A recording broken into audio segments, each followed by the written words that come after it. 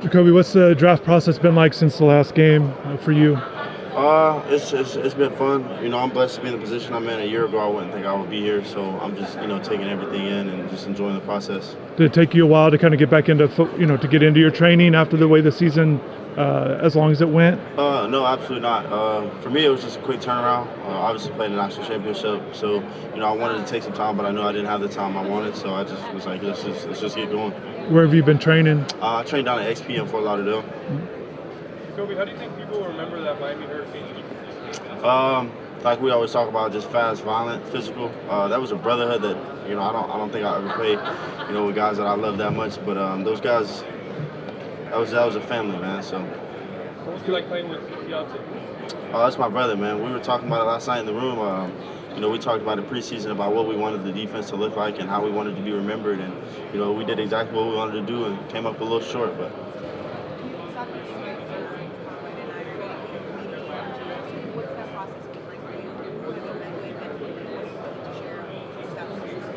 I've met with a little bit of everybody. The process, I'm just grateful for it. Like I said, a lot of kids would dream to be in my position. So every step that I take, I'm taking it. I'm not taking it for granted. So I'm just enjoying the process. I'm enjoying. It's stressful. Not a lot of sleep, but I'm just happy to be here, man. You talked about this season you guys had. What's one moment that will forever stand out? Personally, like something I did. No, so for moment that'll always stick with me is Akeem's sack to end the game against Notre Dame. That would be one that sticks with me forever because that's when I knew we had something special. Along those lines, what did that win against Notre Dame kind of do for y'all to set such a special season? What did that win mean to you? It meant everything. Obviously, a lot of Miami guys know that's a big game. A lot of college football knows. So for that to be our opening season, we knew that was going to be how we started it off, and that game gauged who we were going to be as a team. So obviously, the opportunity to go win that game let us know that we had something special. Jakobe, what went into your decision to leave Tennessee, being a Tennessee guy? What went into that decision to make the move? I just had to do what was best for me. It obviously wasn't an easy decision. I love that place with everything in me. I grew up a Tennessee kid, so I always dreamed of wearing the orange and white. But I just had to do what was best for me. And put myself the ability to be here. What about the Miami defense sort of unlocked your ability because you played really well last season and had a bigger role? What about that scheme and defense helped you sort of play the way you did? Just my coaches trusting me. Coach Harris and me had long conversations. There was multiple nights, so we were up late just talking about, how to get here and how to, make the defense better. I really think it's just trust. I knew I didn't have anything left in the tank after this year, and it was everything for me. So, just playing fast and free and knowing that, I have nothing to lose. I have everything to gain. Jakobe, you're a player that plays with a lot of fire, with a lot of passion. We see that on the field. Is that something that you've really brought up in these meetings with all these teams of like, hey, I'm going to be the guy that's going to make those spark plays that's going to fire up your entire fan base? No, I haven't talked about that, but you watch the tape, So I just try to let everybody know that don't mistake that fire for emotion. It's a passion for the game. What is Jakobe Thomas, the NFL player, looks like? Same guy he was in college. Just look, a little bit more detail with everything. Continuously getting better at, the things that I, consider myself good at. Just continue to grow as a player. And however it happens. Kobe, who would you say is next up at Miami? It's hard to say, man. That room, in the safety room, there's a lot of great guys. Obviously, Dylan Day's gonna be a great guy. Bryce Fitzgerald, obviously, J.J. Dunnigan, that's my little brother, man. So I think he's got a lot of talent. O.J., X, Damari, everybody in that room, man. You guys will see. Could you do well with the Tampa Bay Buccaneers? No, sir, not yet. Are you planning to do the workouts or Um, plan for tomorrow? It's day by day. Obviously, I didn't have a lot of time to train, so just trying to, go out and not just put up good numbers, but put up great numbers. So just talking to my trainers and my nutritionists, however we got to prepare. When you think of the process that it's like from something you've done, playing this game to now being at this level, you're trying to get to the next level. What's that mean to you as this process continues to move on, knowing that, draft day, whatever ends up happening that weekend or for the next chapter?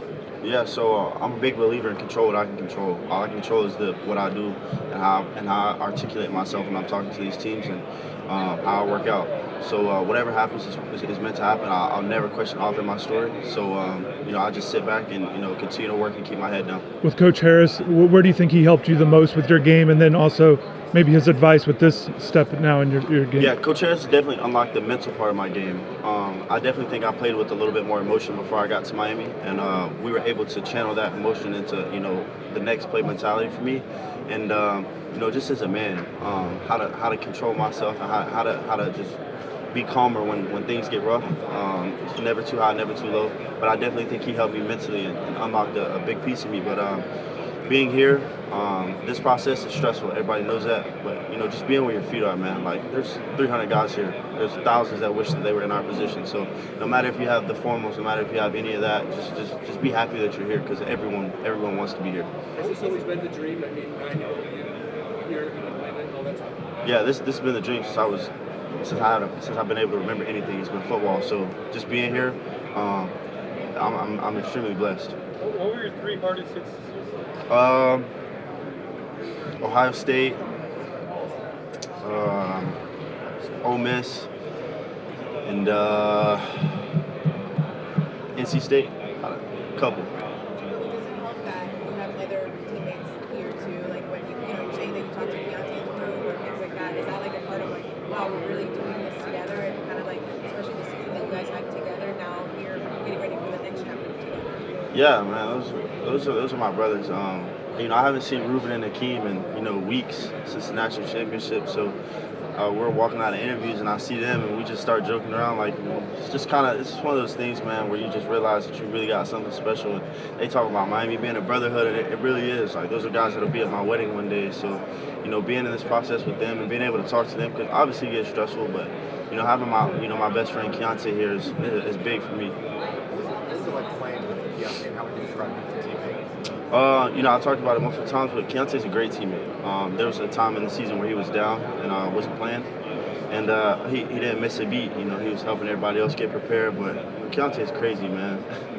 There's times where you don't know what he's gonna do, but it's gonna be something great. But he's a great guy.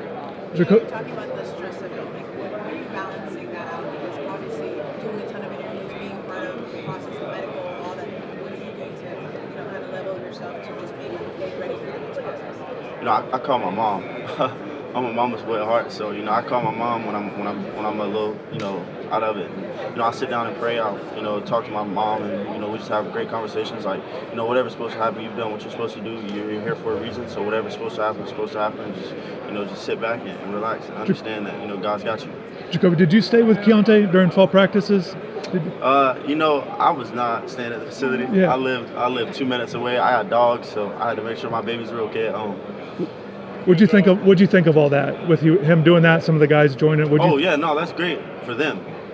That was for them. But I had dogs at home I had to take care of. So, but yeah, they stayed at the facility, and they made they did what they did. But no, I had to stay at home. My dogs need me. What kind of dog?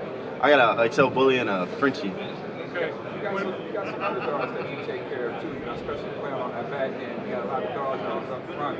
But you end up having 5 big great seasons. So what are some of the things that you can bring to an NFL franchise, and has the Bills been in contact? Yes, sir. They have. What do I bring personally? I bring passion. I play this game at a different speed. It's just truly because I love the game, and physicality is what everybody will say that I bring to the game. But I just bring excitement. You gotta make guys fall in love with the little stuff of the game, like the details. And obviously going into this next part of the process for me, everybody's gonna be like that. So navigating who I am as a player at the next level is gonna be difficult. But what I bring is just passion and love for the game, and what needs to be done is gonna get done. It might be the same answer, but NFL teams assess players' interviews for IQ and personality. What would you hope the team walk away saying about you on the feedback and assessment? I hope they understand that I have a high football knowledge. I'm able to understand a lot of football, IQ-wise, and personality-wise. I'm a laid-back guy. I'm nice to be around. But when it comes to football, I'm about my business. And when people disrespect this game, I don't find that funny at all. So I'm very serious about my business. when it comes to football. But outside of this, man, I'm a very relaxed, calm guy, you know. So, but I hope they take away that I'm extremely smart with football. You strike me as calm and composed, not cocky. Flip a switch when you get on the field. Yeah, I change. The lights go dark when I step in between the 4 white lines. I go to a dark place and I don't come out till. I understand if you don't answer. Does it bother you if other guys say they're the best at their position? No, I let the tape speak for itself. Just work.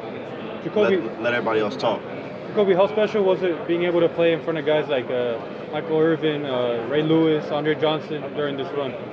It was great, man. I grew up, loving those guys, and Ed Reed obviously was a big one. Being able an opportunity to talk to him, that was big. But Michael Irvin always been on the sideline as a main juice guy for us. Never too high, never too low, but he was always up there with us, and so it's great. But I try to keep the main thing, and being on the football field. But it's hard when you run to the sideline and see Edrin James standing over there, and Andre Johnson, and Devin Hester. It's hard. Yeah, and Ray Lewis went up to. About being here with Ruben and the team, seeing them. Wes is here. Obviously, Keontae. What does it say about the Miami defense and the progress you guys made as a unit that all of you are here and have this opportunity right now? Yeah. So I don't know, man. It's hard to explain, but the amount of work that we all put in. When I came in late May. So I had a late start, and those guys embraced me with open arms, and we wanted to have something special. And I vividly remember we had a talk after a weight room a lift about everything what's everybody's why. And that talk changed our defense forever because we were playing. We knew what we were playing for and what that guy was playing for, and what So it's just a special group, man. And all of us to be here is a blessing in itself. But the work was put in, and it's starting to pay off. Do you want to share what your why was? My parents. I got some stuff going on with my pops, and I got to make sure that he's okay. He gave everything for me, so I'm in a position now where I gotta do what's right. When's the first time you knew that Malachi Tony was special? First day. Mally's gonna be great, man. I walked in. I wasn't able to participate at first, and I was watching POPs. We were all out there just having fun, hanging out, and Mally ran a route, and I was like, I looked and I kind of realized, and I was like, the guy's different, and he just works, man. Like, people see all the stuff that he does, but he's up in the morning early, 5 in the morning at the facility, so everything he's gotten, he's earned, and he deserves every ounce of it. A little bit about Coach Edwards. You guys were both in Miami just for 1 year now. He's at the NFL. You're at the NFL. Tell me a little bit about it. No, Coach, he's a great coach. I think he has the ability to understand, play as a player. He did everything that we want to do, so I think he has, the ability to step in our shoes a little bit and understand what we're going through. And he's a phenomenal coach. He really stresses the little details. So having him as a coach for a year really stepped up my footwork, and I can give that all to him and all the praise to him because he took the time out of every day. Whenever I needed him, he was willing to meet with me, talk to me. If I can pick up the phone at 1 o'clock in the morning, Coach Edwards is the type of coach that's going to answer and make sure you're all right. So he truly cares about his players. Bryce Fitzgerald was also a guy that came in late. Just when did you notice that he was going to make an impact? Yeah, so I got in around the same time as Bryce, and I remember we were in the meeting room together, meeting with Coach Tijo, and we were going back and forth, and South Florida they got a little swag to them when it comes to talking about how good they are. So I told him to prove it to me one day. I said, if you can get 3 picks today, I might be able to vouch for you one day. And sure enough, he went out and he got 3 picks in practice, and I was like, all right. So he's a ball hog. What's the next step for him? You said your mom was close. What is mom and I would say my mom was very, she's very, very hard on me about, doing the right thing and treating people right. Because what goes around comes around, and that's real. But my dad taught me everything football related and how to be a man. I grew up in a real Southern household. So my dad told me you work hard and you get what you deserve when you work hard. Nothing's given to you. So work ethic is a big one, and being disciplined. Accountability, being able to take accountability for everything. My actions have consequences, and I have to be able to deal with those consequences. So my parents taught me how to, how to be a man and how to grow up the right way. I appreciate you. You had a chance to talk to Houston Texans while you were here? Yes, sir. A little bit. What's your biggest asset you want to show this week while you're here to show team? I'm smart. Everybody knows I'm physical. I'm a lot, I'm a lot smarter than what, I feel like I get credit for. And so I want them to understand that, I have good football knowledge. And I know what I'm doing back there. Have you talked to the coach? Yes, sir. When did you start playing? Sir? When did you start playing? My parents always tell me I picked the football up before I picked the bottle up. So since I have been able to remember anything, it's always been football for me. It's always been your top sport. It's always been top sport, nothing else. Position. I went to a small high school, so being a great athlete at a small high school, you're gonna play a little bit of everything. I went from receiver. I played corner freshman year to corner, receiver, linebacker, safety, punt returner, quarterback. I've done it all. You played a lot of schemes over the years, especially in college. Take me through the evolution of how it changed for you, how you learned things over the years. So I started at Middle Tennessee State. I had a great coach, Scott Schiffer, great coach. And he really slowed the game down for me because I came into college as a offensive guy. So he slowed it down for me and taught me coverages and how to blitz and how to truly be an effective blitzer. And I had the opportunity to go with Coach Tim Banks at University of Tennessee, and he really stepped up my IQ with there's multiple ways to do different things and how to disguise things and a lot of different personnel groupings, and I've never been in a 3-3, so it was different for me to play for him, and he taught me a lot. And then I had the opportunity to go play with Coach Heatherman. All three of those defense coordinators are different, but Coach Heatherman is we're coming after you. And no matter how you want to put it, we're going to come at you. So he taught me how to disguise and how to truly be effective in the quarterback's eyes pre-snap, and how to tackle really well. All my coaches at Miami taught me how to take one more step, and Coach Harris was a big piece of that. So. You were on the roster at Middle Tennessee when they beat Miami, right? Yeah. What do you remember from that, and just how crazy is it to see Miami turn around? That game was, that was crazy. That was a crazy game. I think that was Coach Cristobal's first year. I'm so glad that he never remembered my face after that game. But that was a great game. To see where he's turned that program around to, I don't think he gets credited enough for who he is as a coach. So that game was long gone. I'm just glad that I was at Miami for this run here. I'm forever grateful for Coach Cristobal and for what he's doing for the University of Miami. What's your favorite line? Where do you like to be? Where do you feel like you're the most effective? It just depends, man. However you want to put me. Wherever you want to put me, I'll find a way to be effective. If that's in the post in the deep middle of the field, going sideline to sideline, I can do that. If I got a shot clock to extend on a 300-pound guard or fill the gap, I can do that too.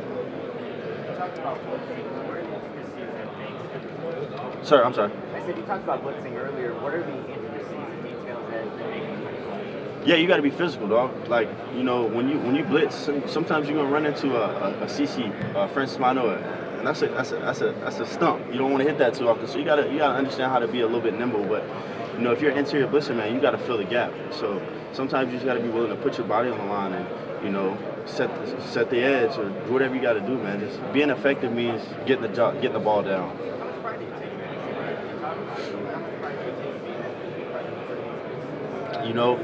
It's just part of the game, man, and it's whatever it takes. But I love being physical. So a lot of people don't like that. I'm willing to do what it takes, and that's just how I play. Yes, sir. They went great. Every meeting that I've had the opportunity to be a part of with any team has been great. Not necessarily.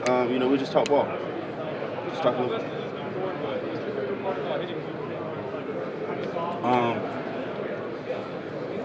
A lot of people don't like to get hit anymore. The way I grew up, my dad taught me the old ways of football and how they played in the 2000s. And if a receiver comes across the middle of the field, you're supposed to punish him. He's not supposed to want to catch the ball anymore. He's supposed to have alligator arms. So my favorite part about hitting people is when I see somebody and I hit you and you flinch when I'm coming at you the next time, that's the best part. Jakobe, going back to your high school days, playing running back, wide receiver, DB, a lot of different positions. Are NFL teams bringing up that versatility, or is that like a stressing point that you're bringing up to teams? I don't bring it up because offense and defense are two different things. We talk nickel, we talk safety. But no, I don't stress versatility. You know, whatever needs to be done. I'm sorry, I'm repeating this, but whatever I got to do to be there, I'm willing to do. So, you know, we talk about versatility all the time, but you know, it's not been a topic of discussion lately. And then being from Starkville, Mississippi, did you always want an offer from Mississippi State? So I didn't, you know, I didn't really want one from Mississippi State. I didn't too much care about Mississippi State, but now I'll tell you, when I got to Tennessee when I was about 7, all you see is balls everywhere, and that's all you see, that checkerboard. That was one that when it happened, I had to, you know, I had to go, and I'm so blessed for that opportunity. I'm so thankful. I get the chance to tell my kids that I played at Neyland Stadium, so that was the end goal for me. So I'm guessing it wasn't like a revenge game or take that moment in 2024 when Tennessee beat Mississippi State. Was there any sort of emotion in that game? No, not really. I mean, obviously I got some family that you know, was Mississippi State fans, so I got a chance to talk some crap too. But no, it wasn't too emotional for me. Awesome. And then last question I got for you: when you were named the defensive MVP at the Fiesta Bowl, is that when like the NFL buzz started going into, like, you started hearing rounds about your NFL draft stock?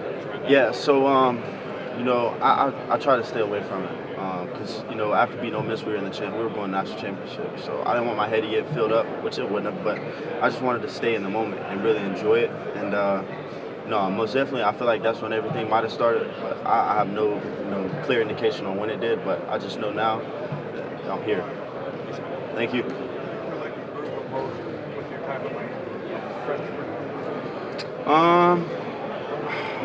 Not necessarily, man. Like I said, you know, my coaches at Tennessee, you know, Coach Inge, Coach Willie Martinez, I think they helped me, you know, grow as a person personally. So I think each stop promoted me to be who I am today. So I think, you know, Miami was definitely the polishing touches on everything that I needed. So. Jakobe, with going back to Bryce, just kind of what's the next step in his game after what he did this past year to, you know, just to elevate? Yeah, Bryce is a great player, and you know, he played great. So now he's got to understand the fact that teams are going to know that you're a great player. So now you really gotta be a great player now, and he knows that. And I know he's working everything that he's got right now. And Bryce he's getting there, and he's already there. So now it's just the time for him to, you know, really express to everybody that he is the best safety. That there is no question that he is the best. So I think he needs to go out and just do what he do.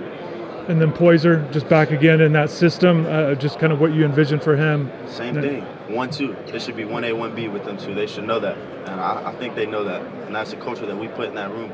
Those guys should know that they should be the best in the country, and there's no question about it, and they are. And now you got your hammer, you got two hammers back there now. So now I'm curious to see who's gonna be the enforcer back there. Any early guesses, or? It's probably gonna be ZP Trench. Has he know Mark Thornton's film? No, I haven't got a chance to watch him, man. You know, I've been real focused on this process, but you know, they say he's a thumper too. So Coach Harris went and got him, so he's got to be. So I'm curious to see how physical that group is going to be this year. Going back to Coach Heatherman, where do you think he helped you the most with your game? You know, just everything that you did at Miami, but just Heatherman in particular. Yeah, Coach Heatherman grew my knowledge on pre-snap and how big that is. You know, after the loss to Louisville, we had a great talk. We had a 2-3 hour conversation about that game, and he just really slowed it down for me to understand, you know, what I have to do as a pre-snap safety to be effective. You know, you can be effective during the play, that's great, but pre-snap is really where it matters. And you know, he explained to me the fronts and how to really understand D linemen and stunts and why we do things up front. So yeah.